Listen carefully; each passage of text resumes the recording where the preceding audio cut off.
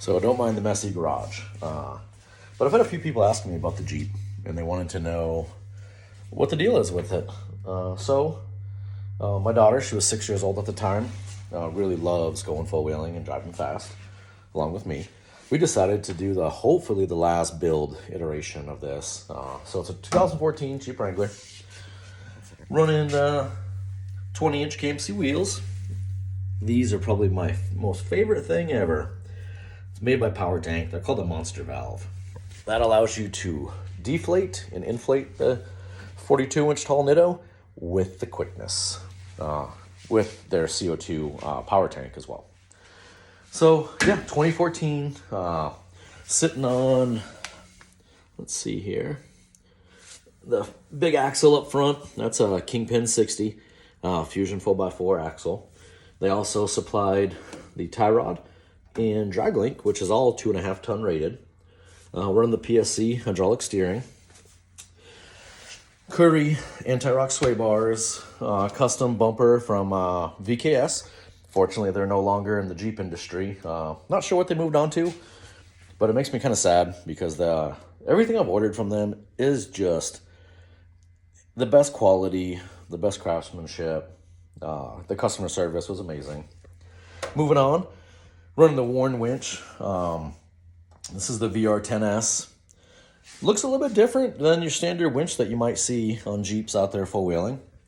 And that's because I had to remove the control box assembly because of my front frame chop.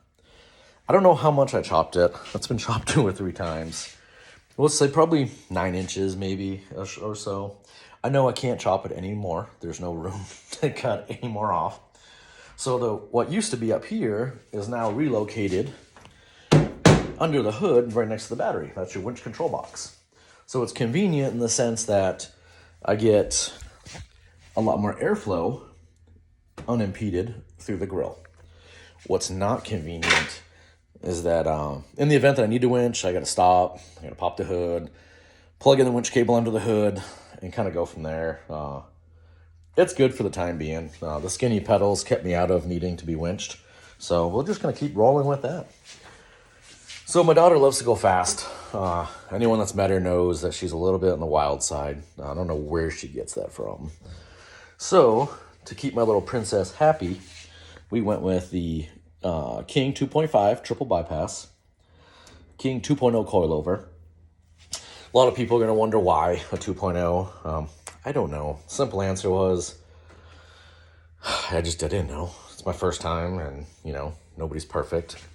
So I reached out to a guy named Joe Wining over at J-Tech Motorsports, Tucson, Arizona. Told him, I said, hey, doing this Jeep build, kind of winging it. Don't really have a good plan. I just know I wanted to ride nice. I wanted to be able to jump it. And I gave him my coilovers and the bypasses. He tuned them. Took out the generic valving that the company I bought it from did. The rear, we went with a King 2.5. I don't know if you can see it up here. It's an internal bypass. 30 way adjustable, maybe-ish. I kind of don't think I even needed the adjustability in the back end, to be honest. Because once I set it, I just leave it alone. I'm a little bit lazy in that sense. So for the inside, you got to keep the kiddo safe. So we get the PRP Enduro Elites, reclinable, heated. I live in Arizona. I don't know why I went with heated seats. But, it's what it is. So get the harnesses up front, driver and passenger. I rarely use them. I prefer the regular seatbelt for day-to-day driving. However, my daughter absolutely loves the harnesses. She tells me, she's always saying, Dad, this thing's like a race car. But what she doesn't realize, old Betsy's slower than dirt. So moving on. These are the Poison Spider narrow fenders, as you can see up front. They don't provide much coverage at all. But I like the way it looks. It's a little bit dangerous with the doors off. Occasionally you get blasted with golf ball sized rocks. So on the sides, down here, running this Genrite rocker armor. Now, I'm not a big advocate for the rocker armor. I honestly don't see the point in it. A lot of it's expensive and unneeded. However, this one, as you'll notice, it's got some black paint in there. You can also stick your hand up in behind there. Smashed in the door panel, the rocker panel. All along here. Get all bashed in at one of my favorite trails, Upper Ajax in Florence, Arizona. So that's why I went with rocker panels, the guards on there, after the fact. Not for the protection, but to hide the huge dent that I left in there. We'll just call it character for the time being. So, let's get the anti-rock sway bars, front and rear. For those of you that are unfamiliar with Rock Chalk, anti-rock sway bars, they're a game changer. You don't have to disconnect like you do on, other models, other companies' stuff. And they help with traction quite a bit. They handle really well. I don't know, so I took about a year building this with my kiddo.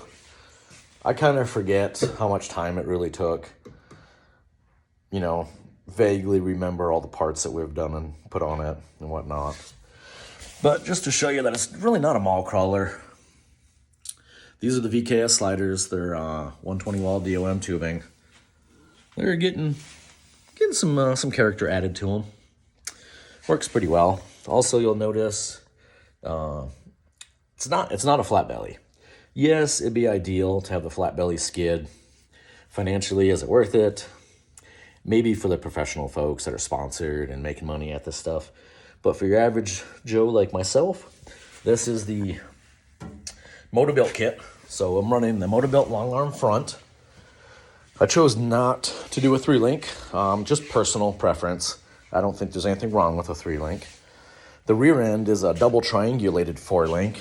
And we'll get under here and see if I can show you what that means for those of you that might have questions.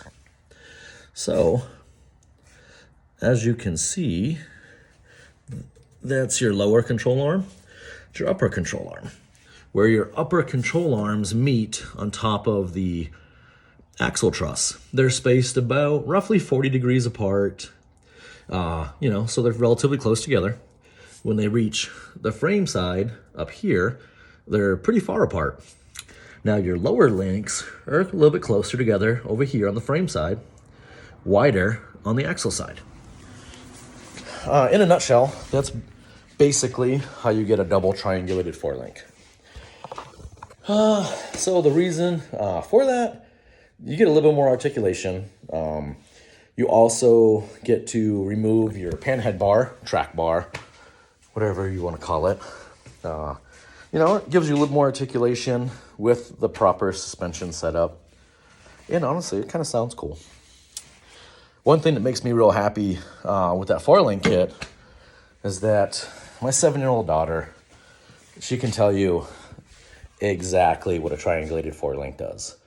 Why the measurements for the upper links and lower links need to be minimum 25% of your tire height to have adequate anti-squat and all that good geometry. It's always a proud dad moment when my kiddo can go to other Jeeps and look at them and know the difference between a 3-link, a 4-link, triangulated setup. I think it's kind of cool. Another thing, so this badge on here says flight tested 4x4. So the Jeeps come with a trail rated badge. And a few years ago, I kind of got nicknamed flight tested. Now, as most people realize, you typically don't pick your nicknames with your group of good friends. They're usually a result of doing something a little bit on the stupid side or dangerous side, whatever. I spent a lot of time in the military, and I was on a trip with some military friends doing the Mojave Trail. In a nutshell, we made some good choices all day. We had a great time, and she caught some air. And when it was all said and done, I was told the next morning, when everybody went out there and looked at the site, that it cleared about 39 feet, I want to say, forward before we nosedived it. And that was when we broke the first set of axles, front and rear. So after that, repairs came in and replaced front and rear axles, built those up, went to bigger tires, decided, you know what, it's time to move to the next step. So that's kind of why now I'm running the 14 bolt Fusion rear end, 40 spline. Got the cool little decal. So they are 8 lugs. Supposed to be indestructible. We'll be the judge of that. But no, they're great quality for real. If you guys need axles, look up Fusion. I'm not sponsored by anybody. Just sponsored by these hands right here and a small bank account. You can see some nice body work we did here. Doors were second set of full doors, brand new. And just thought it was a great idea to run it straight into a wall, sideways. So, yeah, I don't know. What do you guys have for questions? If you guys need help, anybody needs help in the Arizona area, whether it's answering questions on how to pick a lift kit or, if you're like me and you're just starting out and you want some advice or my lessons learned from trying to teach myself how to weld to how to figure out some of the math and geometry. I did not do this whole build myself. There was a lot of friends that helped me with a lot of knowledge, lots of questions answered. My buddy Andy came over. He's a retired Air Force guy, and he was a machinist, welder his entire career. So 20 some odd plus years.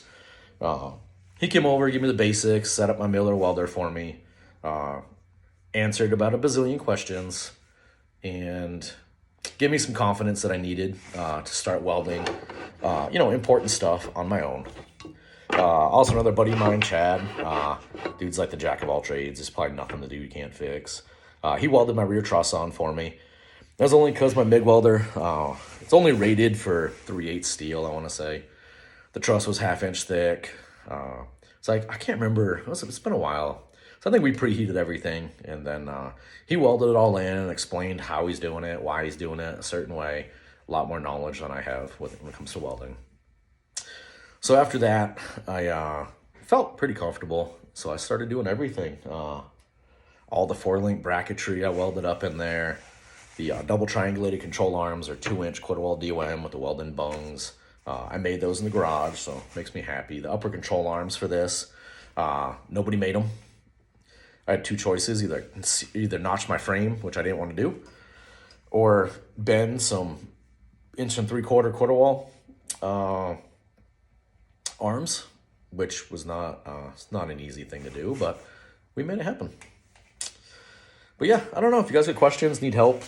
More than willing to help anybody with anything. Yeah, that's about it. Later.